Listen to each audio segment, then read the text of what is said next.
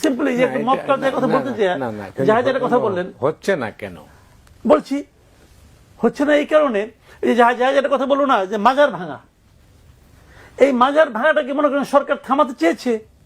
প্রথমে 1-2 মাস উনি ছাড় দিলাম ছাড় না হয়, কিন্তু কখনো থামাতে চেয়েছে? কখনো। একটা এক্সাম্পল দিয়ে বলি আপনাকে, এখানে সোজা 2টা গ্রুপিং আছে।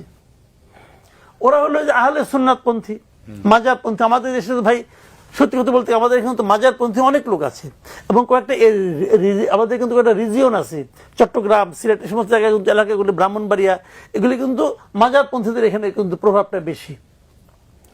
এখন এই আহলে সুন্নাত যাদেরকে বলা হয়, দেখেন ঢাকা শহরে গত কয়েকদিনে, গত ধরেন আপনার 1 মাস না, গত 20 দিনের মধ্যে দেখেন কতগুলি ধর্মীয় অনুষ্ঠান কিন্তু হয়ে গেল। জামাতরা করলেন, বড় বড় জায়গা দিল, হেফাজত করলো, এটার জন্য বড় জায়গা দেওয়া হলো। আহলে সুন্নাত কিন্তু একটা বড় অনুষ্ঠান করেছিল, সারা দেশ থেকে তাদের অনেক লোক এসেছিল। তাদেরকে গভর্নমেন্ট জায়গা দিতে যে এত তাড়াতাড়ি করলো কেন? একবার বলে সেই যাও ওই মাঠে, একবার বলে যে এখানে দিবে না, সোরের উদ্যানে দিবে না জায়গা। পাঠালো যে কি একটা বিএনপি পাঠাচ্ছিল, ওখানে জানি কি নাম, কি মাঠ জানিছিল একটা, হ্যাঁ ওই মাঠে পাঠাইলো। ওই মাঠে যাবে তো না, ওই মাঠে দেওয়া হবে না। শেষ পর্যন্ত আরেক মানে আমার কাছে মনে হচ্ছিল যে আওয়ামী লীগ আমলে পুলিশ যা করেছিল ঠিক সেই কাজটাই আহলে সুন্নাতের সঙ্গে করতেছে। তাদের শেষ পর্যন্ত জায়গা দেওয়া হলো কোথায়? প্রেস ক্লাবে। ভেরি ইন্টারেস্টিং পয়েন্টটাকে আমি বলি আপনাকে, ওই দিন আমি বিকেল বেলায় আমি এই নিউজটা খুঁজতেছিলাম, মানে সন্ধ্যার পরে। আমাদের মিডিয়াগুলো এই নিউজটা কেউ কভার করে নাই, আমি মিডিয়াগুলো রিপোর্টটা পাই নাই। পরে আমি এক পত্রিকাকে ফোন করলাম, কি ভাই আপনার এই নিউজটা একদম ব্ল্যাক করে দিলেন নাকি, ব্ল্যাক আউট করে দিলেন নাকি? তিনি বলছেন না, এটা তো করার কথা না, তুমি খবর নেন।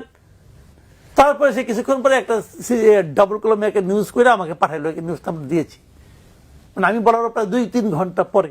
তো এটা কেন কোনো টিভিতে ওই নিউজ দেখায় নাই? কি কারণে দেখায় নাই? তার মানে সরকারের এখানে একটা ভূমিকা আছে। সরকার এক চোখে তেল বেচতেছে, আরেক চোখে নুন বেচতেছে। কারণ সরকার মনে করতেছে যে তারও একটা লাইন আছে। এখন একটা অন্তর্বর্তীকালীন, সব সরকারের একটা লাইন থাকবে, অস্বাভাবিক কিছু না, কিন্তু এটা অন্তর্বর্তীকালীন সরকার যারা নাকি নিরপেক্ষতার প্রতিশ্রুতি দিয়ে দায়িত্ব নিয়েছে, তাদের কাছ থেকে এটা আমরা আশা করি না। এবং তারা যখন এই আজকে কিন্তু হরতাল ছিল, দেখেন ইন্টারেস্টিং, এই পয়েন্টটা শেষ করে বলে, আজকে কিন্তু একটা ওরা কিন্তু আহলে সুন্নাত কিন্তু হরতাল ডেকেছিল। চট্টগ্রামে বেধড়ক পিটাইছে ওদেরকে পুলিশ। আজকে হরতালটা কিসের প্রতিবাদে?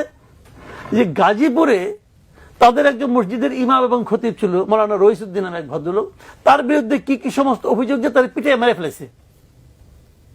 তো অভিযোগ দিয়ে মারা যায়, সত্য মিথ্যা প্রমাণ করতে হবে না, মবের হাতে।